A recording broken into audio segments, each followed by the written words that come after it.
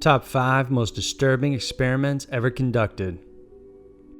Humans, at their best, are capable of achieving great things and doing great acts of kindness, but at their worst, they can be the bearer of doom, violence, and death. The cases on this list pits humans against one another, all in the name of science and cruelty. These are the top 5 most disturbing experiments ever conducted. Number 5. Artificial blood transfusions. Artificial blood at first glance seems like a good idea. For one, it has no expiration date and can be kept for a long time without spoiling, unlike human blood. Second, artificial blood also doesn't require any sterilization since it already undergoes that process during the manufacturing. Third, it can be used by any person of any blood type, an important distinction if it's a medical emergency or urgent situation.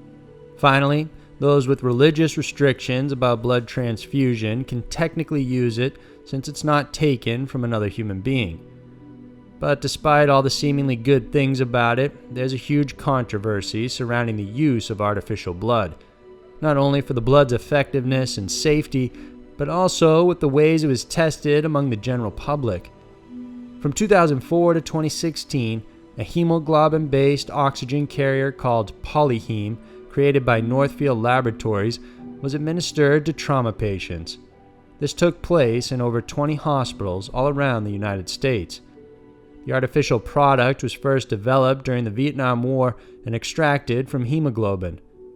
Basically, patients were given the fake blood substitute for testing purposes, and they didn't have to agree to receive it at all. The experiment caused controversy and a lot of questions, but nevertheless pushed through.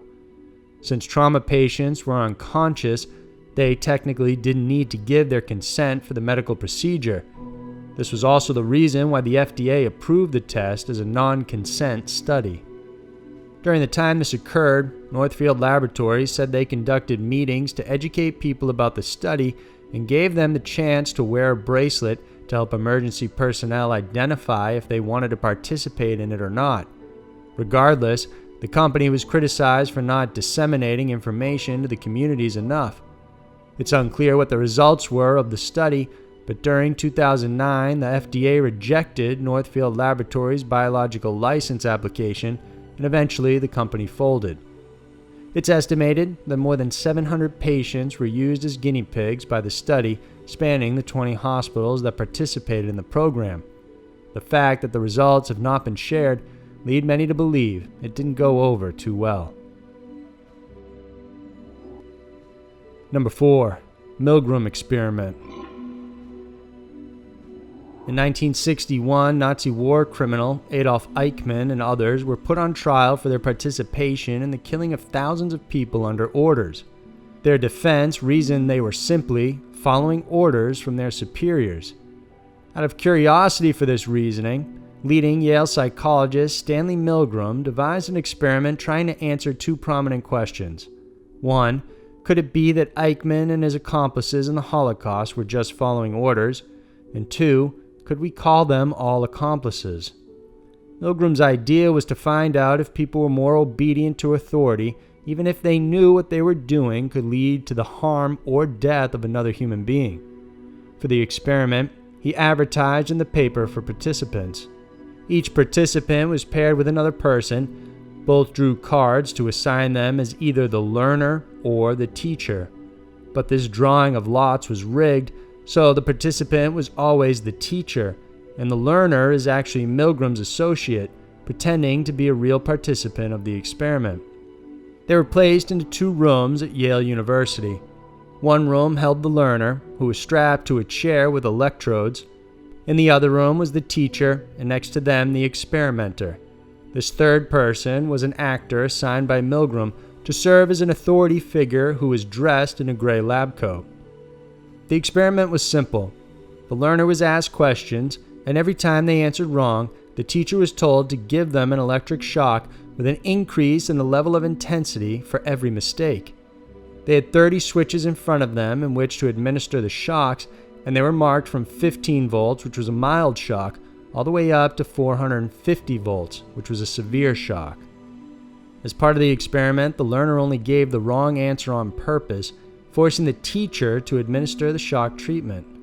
If they refused or hesitated, the experimenter would provide a series of prods or orders to get them to continue. In the end, the Milgram experiment showed that up to 65% of the participants who were the teachers administered up to 450 volts to the learners. Shockingly, every single participant administered as high as 300 volts, all while hearing the screams from the learners coming from the other room.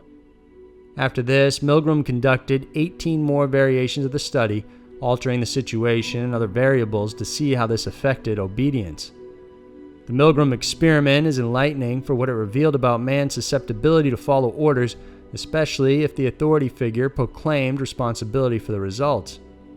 This need for obedience is ingrained in all of us from the way we have been brought up, particularly via school, our workplace, and in our families. But despite this, the experiment's shocking nature was criticized for deceiving its participants. Most of them suffered severe stress, knowing they hurt somebody else. However, Milgram defended that the stress was only short-term, and the participants were informed of the real situation after the experiment concluded. Plus, he conducted a debriefing a year after, and over 80% of the participants were said to have been pleased to have taken part in the experiment. Number 3. Dr. Loretta Bender. It's already shocking to hear of inhumane experiments conducted on adults, but when they're done on children, they take on another form of sinister. But that's exactly what Dr. Loretta Bender, a once respected child neuropsychiatrist from Bellevue Hospital, did between 1940 and 1953.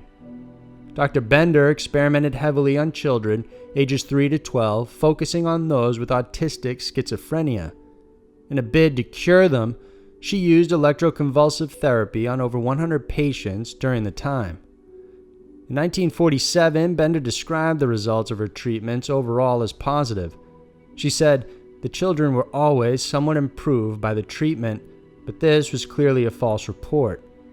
Publicly, Dr. Bender kept touting her results, but privately, she was disappointed and frustrated with the effects, saying the children were worse than when they first came in. In fact, independent studies conducted by 2 psychologists in 1954 on the same children who underwent the therapy concluded that she did more harm than good. The parents reported that their kids were worse after the treatment. At least one 9-year-old boy was recorded as having attempted suicide because he was afraid of more terrifying shocks. But still, these treatments went on, and no one deemed it unusual to stop or even question what the good doctor was doing. In fact, Bender not only continued on with her work, but she expanded her treatment of autistic and schizophrenic children by using psychopharmaceutical drugs, and later got involved with the CIA to administer LSD to children under 12 years old. One primary drug she used was metrazole, a respiratory and circulatory stimulant that when used in higher doses could cause seizures. The CIA used the same drug and injected them into the enemy and communist agents. The metrazole would induce violent shaking, turning, and twisting of the body. It also caused bone fractures and joint dislocations. Dr. Bender's various experiments continued on all the way up until the 60s. Oddly, even though many were scandalized by her, so few spoke against it. Even today, her name continues to be respected in the field despite all the questionable ethics she employed in conducting her quote-unquote treatments. Number 2. Holmesburg Prison Skin Experiments. When dermatologist Dr. Albert Kligman first entered Holmesburg Prison in Pennsylvania, he famously remarked that all he saw before him were acres of skin. The hundreds of possible test subjects, all potentials for experimental research.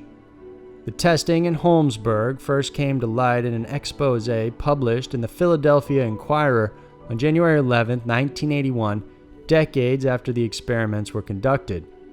This report detailed dioxin testing done on several sets of prisoners. The Dow Chemical Company had wanted to know whether the pesticide they developed particularly dioxin, was harmful to humans and what was the minimum amount that would cause side effects so they could create a safety threshold.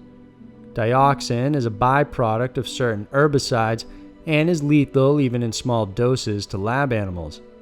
However, there is yet proof whether exposure to humans is lethal aside from causing a skin condition dubbed as chloracne.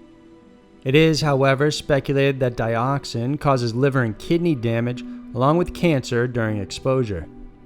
Kligman was hired by Dow Chemical, and in the prison there were several rounds of testing. On May 11, 1966, he first reported his findings. He had taken 6 groups of 10 men and administered dosages of 16 micrograms of dioxin and nothing more. The men were also given kidney and liver tests. Dr. Kligman announced there were no developed symptoms. Soon another round was authorized.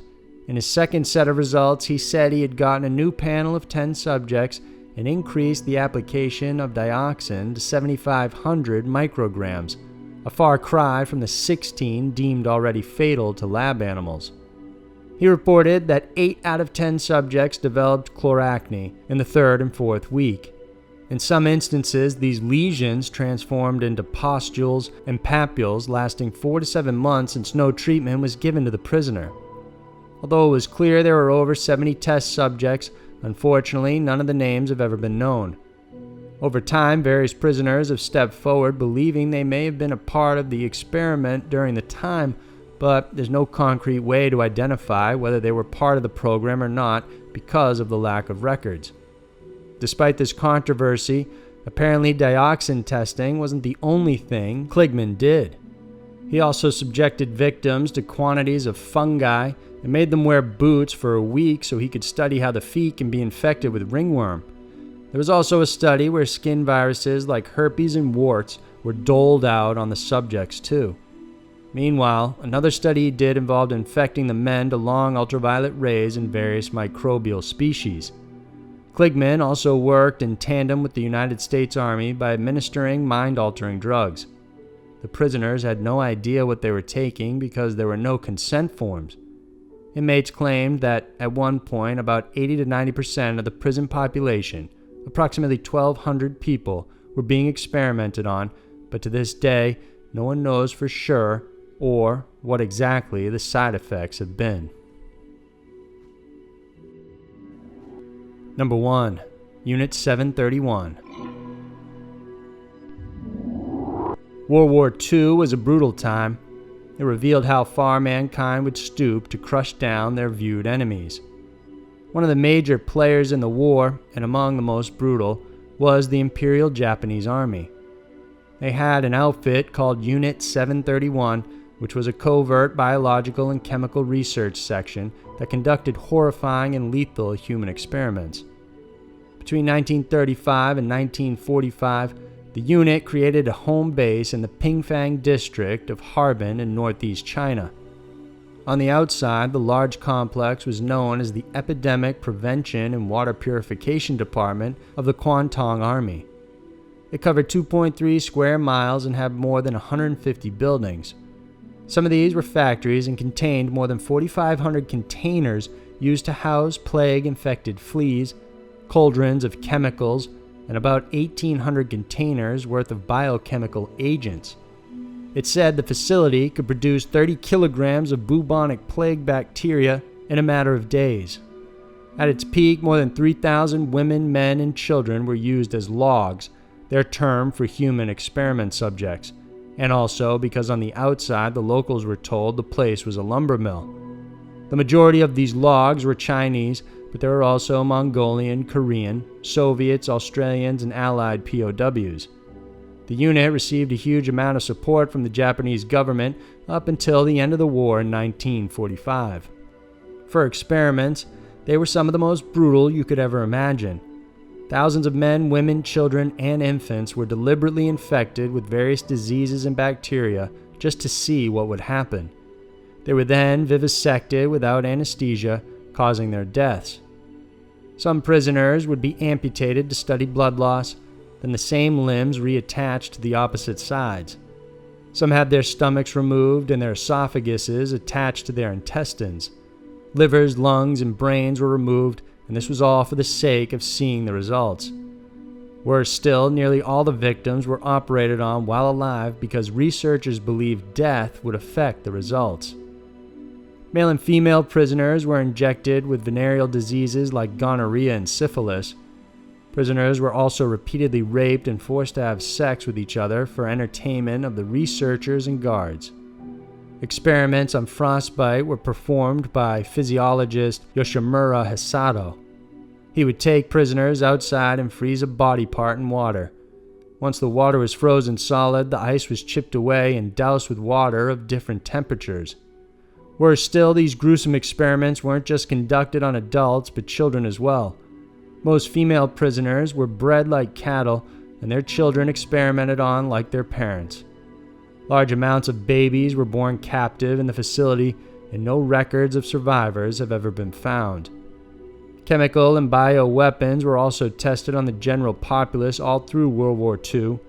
Plague-infected fleas were released in cities like Ningbo in 1940, Hunan, and Shangde, killing thousands.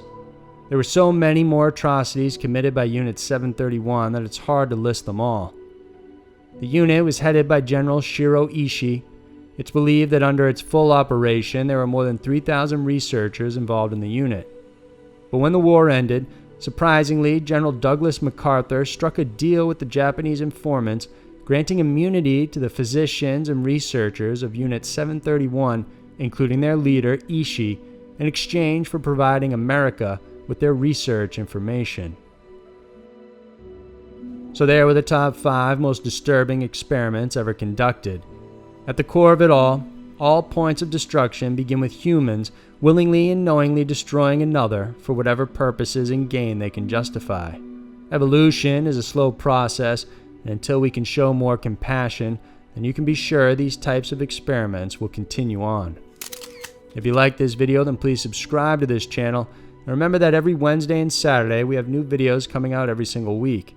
Thanks for watching, and I'll see you soon.